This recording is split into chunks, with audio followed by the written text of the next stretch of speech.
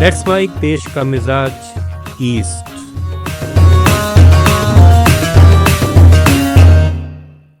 देश का मिजाज, आइए जानते हैं भारत के पूर्वी राज्यों की आज की कुछ खास खबरें।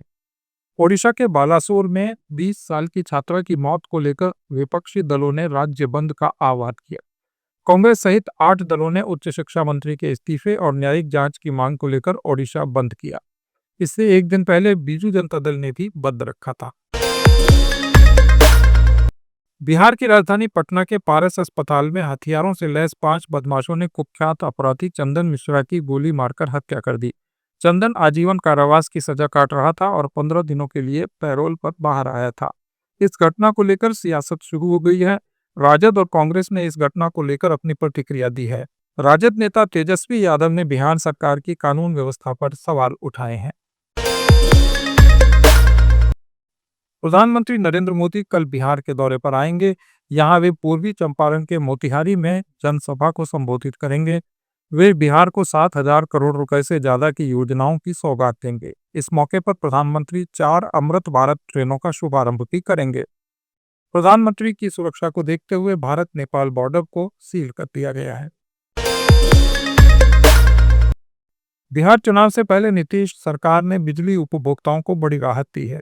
राज्य में अब 125 यूनिट तक बिजली मुफ्त देने का ऐलान किया गया है।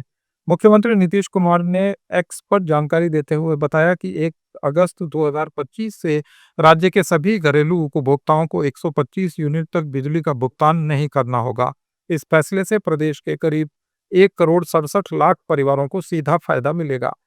नीतीश कुमार ने यह भी कहा कि अगले 3 सालों में इन उपभोक्ताओं की सहमति से उनके घरों की छतों या नजदीकी सार्वजनिक स्थलों पर सौर ऊर्जा संयंत्र लगाए जाएंगे, जिससे उन्हें और ज्यादा फायदा मिल सके।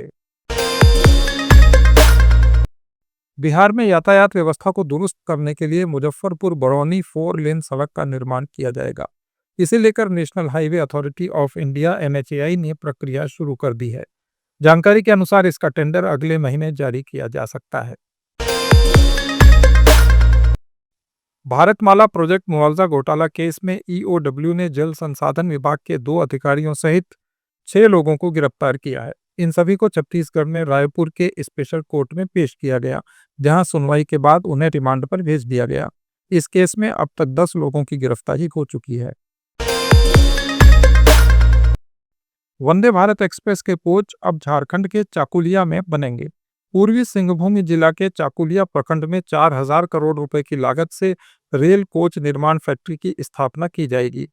इसका क्रियान्वयन वोल्टोस रेल प्राइवेट लिमिटेड करेगी। कर्नाटक के बेंगलुरु में कांग्रेस की OBC सलाहकार परिषद की 2 दिन की बैठक हुई।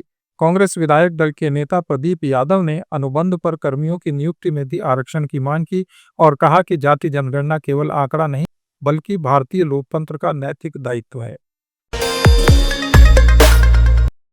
झारखंड के जमशेदपुर पश्चिम विधानसभा क्षेत्र के विधायक सरयू राय पर स्वास्थ्य विभाग से जुड़े गोपनीय दस्तावेज लीक मामले में आरोप तय किया गया है। अदालत ने इन आरोपों के बारे में पढ़कर सुनाया। इस दौरान कोर्ट में सरयू राय ने आरोपों को मानने से इनकार करते हुए ट्रायल फेस करने की बात कही। छत्तीसगढ़ विधानसभा के मानसून सत्र के दौरान जमकर हंगामा हुआ। DAP खाद की आपूर्ति का मुद्दा उठाते हुए कांग्रेस नेताओं ने शोर शराबा किया। नेता प्रतिपक्ष चरणदास महंत, पूर्व मुख्यमंत्री भूपेश बघेल, पूर्व मंत्री उमेश पटेल ने सरकार पर निजी क्षेत्र में DAP देने और किसानों को न देने का आरोप लगाया। ये थे भारत के पूर्वी राज्यों के आज के प्रमुख समाचार। अपडेट्स के लिए जुड़े रहिए लेट्स माइक के साथ। आप सुन रहे थे let's mic more than radio. Follow कीजिए हमें हमारे सोशल मीडिया प्लेटफॉर्म्स पर। It's time for news. It's time for More Than Radio. Presenting the first radio news app, Let's Mic.